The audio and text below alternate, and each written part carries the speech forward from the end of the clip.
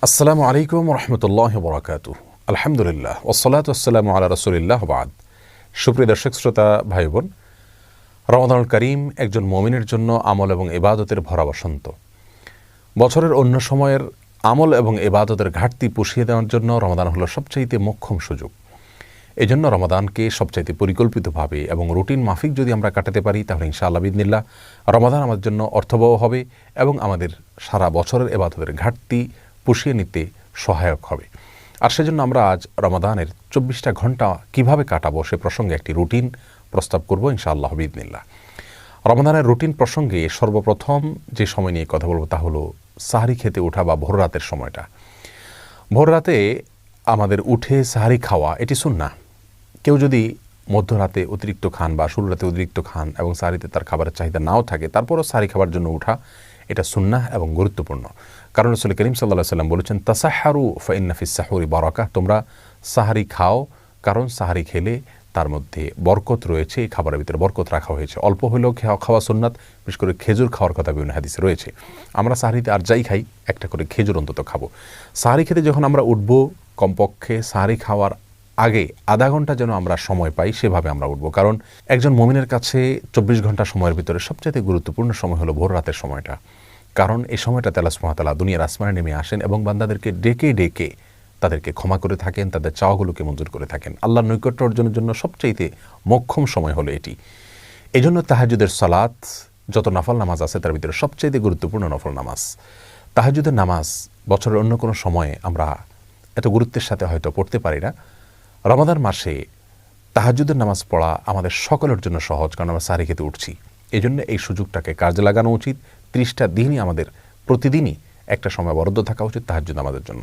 2 রাকাত করে তাহাজ্জুদ পড়বো আমরা। বিশেষ কোনো সূরা কেরাত ঠিক করা নাই, যে কোনো সূরা দিয়ে আমরা সাধারণভাবেই পড়বো এবং তাহাজ্জুদের নামাজ পড়ছি, শুধু এটুকু নিয়ে থাকলে চলবে। মনে মনে আমরা 2 রাকাত করে পড়বো, 2 রাকাত, 4 রাকাত, 6 রাকাত, 8 রাকাত, যতটুকু তৌফিক হয় পড়বো। প্রত্যেকটা রাকাত খুব দীর্ঘ করার চেষ্টা করব, দাঁড়িয়ে লম্বা কেরাত পড়ার চেষ্টা করব, আস্তে আস্তে পড়ার চেষ্টা করব এবং খুব বেশি লম্বা কেরাত মুখস্থ না থাকলে একটা সূরাই বারবার পড়তে পারি, কোনো অসুবিধা নেই। এবং রুকুতে যখন যাব তাসবিহ অনেকবার পড়ব, আস্তে আস্তে পড়ব। রুকু থেকে দাঁড়িয়ে আবার দীর্ঘ সময় অপেক্ষা করব, সেজদা এরকম লম্বা করে করব, উঠে বসে আবার অপেক্ষা করব। এভাবে প্রত্যেকটা রোকনকে যত ধীরস্থিরতার সাথে করা যাবে, তাহাজ্জুদের মান তত বেশি, যে কোনো সালাতের মান তত বেশি উন্নত হবে। আমাদের আয়েশা রাদিয়াল্লাহু তাআলা আনহা রাসূল আকরাম সাল্লাল্লাহু আলাইহি ওয়াসাল্লাম তাহাজ্জুদ প্রসঙ্গে বলেছেন, লা তাসআল আন হুসনিহিন্না ওয়া তুলিহিন্না, তিনি যে নামাজগুলো পড়তেন রাতে, সেগুলোর সৌন্দর্য আর সেগুলোর দৈর্ঘ্য নিয়ে আর বলো না। তার মানে সেগুলো অনেক দীর্ঘ ছিল এবং অনেক সুন্দর ছিল। এজন্য রমাদানের সবচাইতে ইম্পর্টেন্ট সময়টা, যেটা আমরা কাজে লাগাতে পারি খুব সহজে, অথচ অনেকে হেলায় আমরা নষ্ট করি, সেটা হলো ভোর রাতে সাহরি খেতে ওঠার কিছুক্ষণ আগে আপনি তাহাজ্জুদ পড়ুন এবং বাসার প্রত্যেকটা সদস্যকে উদ্বুদ্ধ করুন যার যার জায়গা থেকে যেন এই আমলটা করেন। এরপরে তাহাজ্জুদের পরে আমরা সাহরি খেয়ে নেব। সাহরি অনেকে খেতে খেতে আজানের সময় পর্যন্ত নিয়ে যান, এটা উচিত না। আজানের সময় ঠিক আগ মুহূর্তে শেষ করেন, এটা সুন্নাহ বিরোধী কাজ। সুন্নাহ হলো বুখারীতে আসছে, রাসূল করিম সাল্লাল্লাহু আলাইহি ওয়াসাল্লাম সাহরি খাওয়া শেষ করতেন, এরপরে আজান এবং সাহরির মধ্যবর্তী 50টি আয়াত তেলাওয়াত করা যায় এই পরিমাণ সময় তিনি গ্যাপ রাখতেন। তার মানে এত আগে সাহরি খেয়ে শেষ করতেন। আনুমানিক 10 মিনিট সময় আমরা বলতে পারি। 10 মিনিট সময় এত লাগে না, 5 থেকে 10 মিনিট সময় অন্তত গ্যাপ দেওয়া উচিত। এই টাইমটাতে আমরা আল্লাহর কাছে বিশেষভাবে দোয়া করতে পারি, যেটা দোয়ার সময়, দোয়া কবুলের সবচেয়ে গুরুত্বপূর্ণ সময় দিনের এবং রাতের ভিতরে এই ভোর রাতের সময়টা। বিধায় এই টাইমটাতে আমরা খাবার শেষ হয়ে গেলে দোয়ায় মাশগুল হয়ে যাই, অথবা খাবারের আগেও দোয়া করতে পারি, কিন্তু আল্লাহর কাছে দোয়া করা উচিত এবং চোখের পানি ফেলা উচিত। দোয়ার জন্য সবচেয়ে উত্তম হবে আমরা যদি নির্জনে কোথাও চলে যেতে পারি। প্রয়োজনে বাসার ছাদে চলে যাওয়া যেতে পারে, প্রয়োজনে বাসার কোনো একটা কোনায় চলে যাওয়া যেতে পারে, কোনো একটা কক্ষে যেখানে কেউ না, সেখানে নিরিবিলি আমরা আল্লাহর কাছে আমাদের চাওয়াগুলো পেশ করতে পারি, চোখের পানি ফেলতে পারি। আমাদের দুরবস্থার জন্য আল্লাহর কাছে ফরিয়াদ করে চোখের পানি ফেলে আমরা কান্নাকাটি করে দোয়া করতে পারি এবং আমাদের সার্বিক চাওয়াগুলোকে আল্লাহর কাছে পেশ করতে পারি। এটা হলো রমাদানের রুটিনের জন্য সবচেয়ে ইম্পর্টেন্ট সময়, যে সময়টাকে আমাদের খেয়াল করা উচিত এবং খুব সুন্দরভাবে পরিকল্পনা করে কাটানো উচিত। এরপরে ফজরের আজান যখন হয়ে যাবে, আজানের পরে আমরা 2 রাকাত সুন্নাত পড়ব। সুন্নাত পড়ার পরে নবী আলাইহিস সালামের সুন্নাত ছিল যে ফজরের 2 রাকাত সুন্নাত পড়ার পরে তিনি কিছুটা বিছানায় মাথা দিতেন, একটু হালকা, ঘুমাতেন না, কিন্তু কিছু সময়ের জন্য রেস্ট করতেন, সেটা 2-4 মিনিট হতে পারে।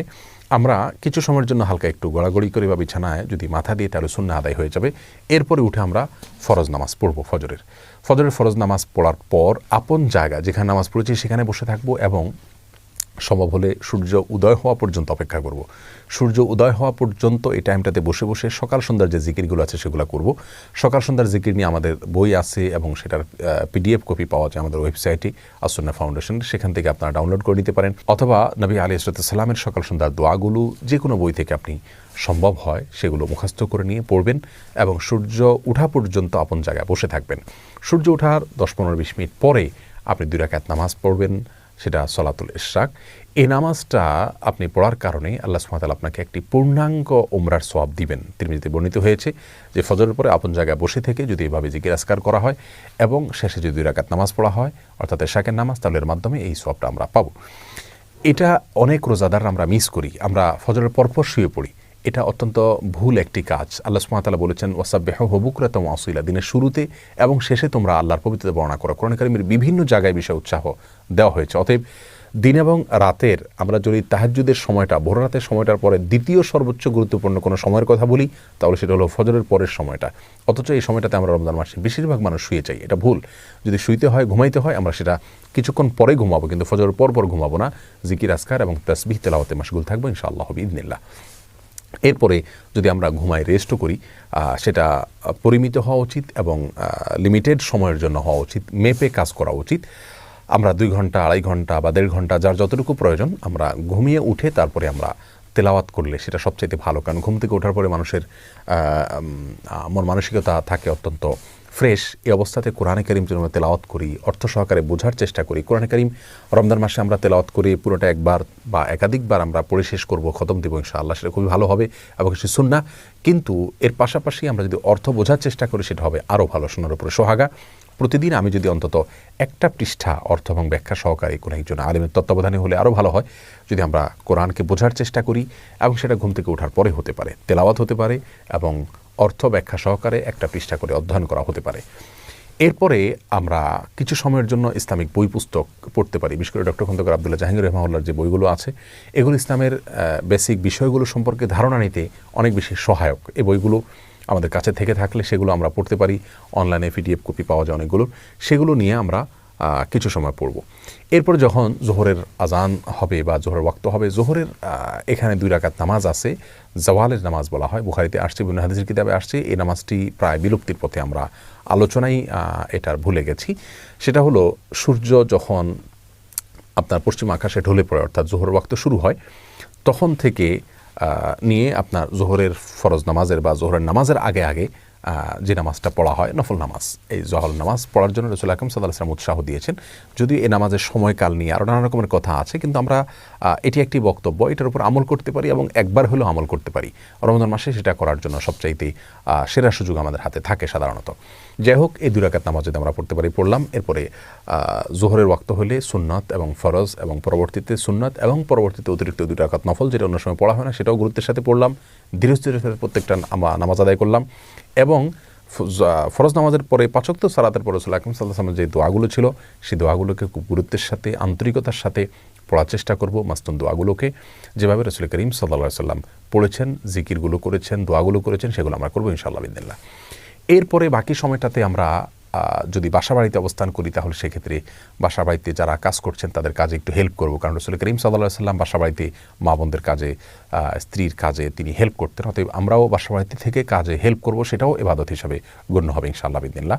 সন্তানরা, তাদেরকে নিয়ে বসতে পারি, একটা সময় তাদেরকে নিয়ে একটা হাদিস পাঠ করে আমরা শোনাতে পারি, পারস্পরিকভাবে পর্যালোচনা করতে পারি, তাদেরকে নসিহত করতে পারি, তাদের জীবন গড়ার জন্য তাদেরকে আমরা উপদেশ দিতে পারি এবং বিভিন্ন সাহাবীদের ঘটনাগুলো তাদেরকে পড়ে শোনাতে পারি। জোহরের পরের সময়টা আমরা সেভাবে কাটাতে পারি। এরপরে দুপুরে একটু কাইলুলা করা সুন্নাত, সম্ভব হলে কিছু সময়ের জন্য আমরা একটু রেস্ট করলাম।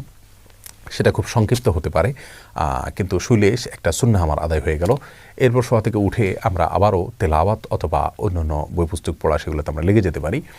আসর নামাজের পরে মাগরিব পর্যন্ত এই সময়টা খুবই গুরুত্বপূর্ণ, কারণ দিনের শুরুতে এবং শেষে তাসবিহ পাঠ করতে বলা হয়েছে। সন্ধ্যার যে জিকিরগুলো কোরআন হাদিসে বর্ণিত হয়েছে, দোয়াগুলো বর্ণিত হয়েছে, সেগুলোকে আমরা আসর থেকে মাগরিব এই সময়টাতে আমরা করতে পারি। এমনকি এক জায়গায় বসে না থেকে আমাদের ইফতারের আয়োজন করতে করতেও আমরা এই দোয়াগুলো পড়ে ফেলতে পারি যদি মুখস্থ থাকে। আর মুখস্থ না থাকলে সকাল তো সন্ধ্যার যে দোয়ার বই আছে, সেগুলো দেখে দেখে আমরা দোয়াগুলো পড়ে ফেলতে পারি। পুরো মাস আমরা দেখে দেখে পড়লে ইনশাআল্লাহ দোয়াগুলো আমাদের মুখস্থ হয়ে যাবে আজীবনের জন্য।